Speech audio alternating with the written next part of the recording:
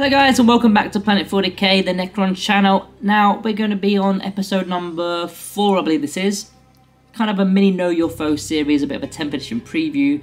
And today we're looking at the Space Marines. So we're going to be going over their army rule as well as their detachment rule. And we're going to be going through that, looking for some weaknesses within their rules and some things to just look out for.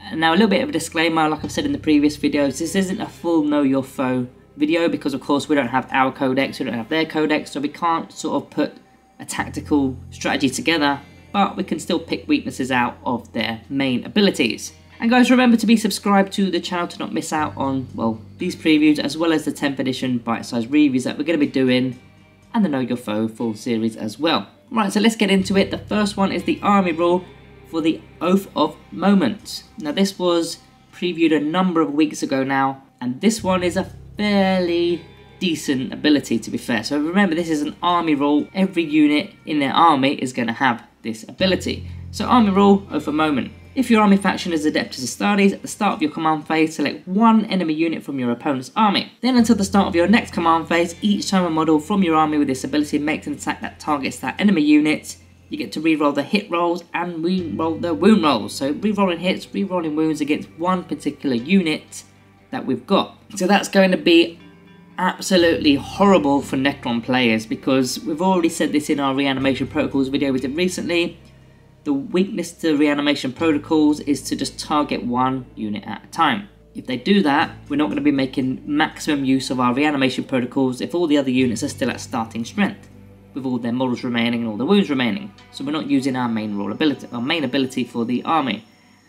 Now this is gonna of course help the Space Marine player, the Oath of Moment ability, because you're effectively getting all the buffs for that one unit, which they're going to be doing one unit at a time anyway. Against Necrons, that's what you do. So re-rolling all your hit rolls, re-rolling all your wound rolls. The likelihood is, when they focus fire on one of our units, it's going to go down. It's going to go down. So, I mean, where do I draw a weakness from that? It's a pretty strong ability, and as you'd expect, they are the poster boys of every edition, not just 10th edition, every edition. This is the cash cow for Games Workshop, isn't it? Space Marine, so they've got to get the best abilities. Now the only slight weakness I can see to this, and it isn't even a weakness, but I'm kind of like clutching at straws here.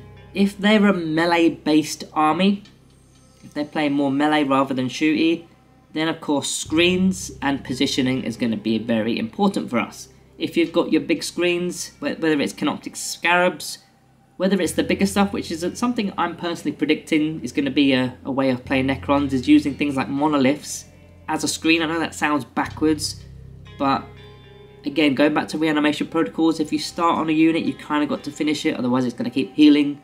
And if your monolith is the screen, and they're going to waste 1, 2, 3 turns trying to kill the monolith, be my guest. But yeah, screens are going to be massive against a melee faction. If the Space Marine player is playing melee, they're used to playing Blood Angels from the past or Deathwing or whatever, your screens are going to be key. You're going to have to feed them units that you're not as bothered about. Again, Canoptic Scarabs are one of the obvious ones because they're cheap and they've got lots of wounds. So they've got to pick a unit. So either they're going to pick something that we've got that's good. Maybe it's a Doomsday Arc with the new damage 4. Maybe it's our Locust Heavy Destroyers that were good in 9th edition. If they're picking those, they've got to get to them. If they can't get to them, then they've wasted the ability. So they're going to be forced to select the screens to begin with. Remember, this is every single command phase that they've got, so they will be changing this up throughout the game. But what they really should be doing is picking the screens first and just eliminating it at all costs just to get rid of it, and then they can get into the juicy stuff by turn 2, turn 3. So really, if you've screened correctly and you've deployed well enough, positioned well enough, you should have bought yourself 1, maybe even 2 turns before you actually get targeted by a melee faction. Now, shooting factions, that's a whole different ballgame because they can just get you at range. Screens don't matter, only for characters of course, but Doomsday Arcs again, they're going to stick out like a sore thumb. We're going to have to make use of terrain for some units, obscuring terrain perhaps. But how do you defend against an entire army that's rerolling hit rolls and wound rolls? It's going to be almost impossible. So against shooty armies, I can't see a weakness, and we are going to struggle unfortunately. So that is more of an observation rather than a weakness. Now that is the army rule. Let's get on to the detachment rule for the Gladius Task Force. This was more recently released by Games Workshop or Warhammer Community on their articles. And they've got combat doctrines. Now, combat doctrines is not what it used to be. I actually think it's really good now. So, at the start of your command phase, you can select one of the combat doctrines listed below, and until the start of your next command phase, that combat doctrine is active, and its effects apply to all started units from your army with this ability. And you can only select one combat doctrine per battle. So once you have used it, you can only select one of each combat doctrine per battle, not one per battle. That'd be crazy. That'd be really bad for them. So one of each. So they've given you 3 options. So effectively for only 3 turns, they're going to have combat doctrines available to them from one command phase to the next. Now let's go through all 3 of them, and yeah, let's pick this apart. So the Devastator Doctrine previously was an extra bit of AP to heavy weapons. It is now the unit is eligible to shoot in a turn in which it advanced. Yeah, that one is going to be criminally good, I think. Being able to advance and still fire without having the assault keyword on the weaponry. So that's even heavy weapons are going to be able to advance and still shoot, right? That's how I read that. That's going to be really good for getting into position. Again, if we've screened, or if we've, not so much screened, but if we've got behind a terrain feature and they're going, you know what, we need to get around this terrain or get to a different part of the battlefield to get a better line of sight against that Doomsday Arc for the Oaths of Moment ability, they can use the Devastator Doctrine to be able to move, advance, and still fire at it. Yeah. So that's army-wide as well, don't forget. For one turn, effectively. The second one is Tactical Doctrine. Used to be a -1 to the rapid fire and, was it assault? I think it was assault weapons. Now, the unit is eligible to shoot and declare a charge in a turn in which it fell back. So they've effectively got the Canoptic Wraiths ability. They can fall back, shoot, recharge. That way they're going to be fighting first because they've made the charge move, but they're also getting to shoot, and not just shoot at the targeted unit, they can shoot anywhere. Now if they weren't a monster unit or a vehicle unit, they couldn't shoot into combat anyway. But the fact that they've fallen back and they're going to be able to select their target elsewhere and then recharge the unit and then fight first, army-wide, I think that's going to be really good. And again, they get to select this in their command phase, so they know when they're going to need it. That's another massive advantage to combat doctrines in general. They know when they need the ability, so they're going to select it as and when they need it. If you remember if you remember command protocols from 9th edition, we had to pre-select it pre-game and we didn't really know exactly when we were going to need it, and it absolutely stunk. Imagine we got to do that in each command phase. That would have been pretty cool. But they are going to get to do that.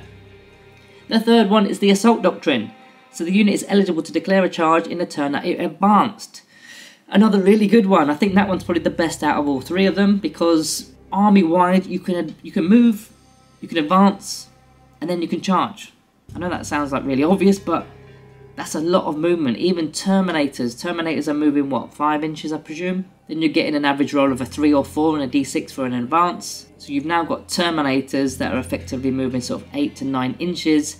And then they've got the whole threat range of up to 12 inches with the charge. Of course, you're not going to expect them to roll a double 6 and get a 12-inch charge, but it's still going to assist them with their charge move. And again, they're going to select this as and when they need it in that command phase. If they know they're going to be making some charge moves, and this is going to actually catch a lot of people off guard. Imagine the Assault Terminators with the Thunderhammers. Imagine they were sort of 16 inches away. Normally you think they're not really a threat. They're going to move 5 inches, that's going to leave an 11-inch gap, so they're going to need a 10-inch charge. It's not likely, but this is going to catch you off guard, because if they throw out this ability, Assault Doctrine, you're moving 5 inches, they can then advance, say it could be another 4 inches, so they're now 9 inches. All of a sudden it's only a 5-inch charge? The charge is minuscule compared to what it was, and it's going to catch you out, because you're going to think that they're not a threat, and all of a sudden, bang, they're right on top of your units. So yeah, all 3 of these abilities from the combat doctrines are really powerful, and again I keep saying this, but they get to select it when they need it in the command phase. That's going to be massive. There isn't really a weakness to combat doctrines, but the only advice I can give you is just to know them. I know that sounds really basic, but just be aware of them. Just be aware that your opponent has the ability to fall back and shoot and recharge if they chose to. Be aware that they've got the ability to advance and charge, so that threat range is a lot bigger than you thought it was. And also the heavy weapons got the ability to move and then still fire after advancing. Just be aware of it is what I'm saying with that one. That one's, yeah, both the army rule as well as the detachment rule I think are really powerful. They're really strong, and against Necrons in particular, when you're focus firing against one unit at a time, I think it's really good. So I don't think this is going to be a good match for Necrons, to be honest with you. I think Space Marines are going to be a struggle, so we're going to have to kind of get into the games and yeah, let's get testing it, I guess. But yeah, other than that, guys, like and subscribe on your exits. Thank you for watching. I'll see you in the next one.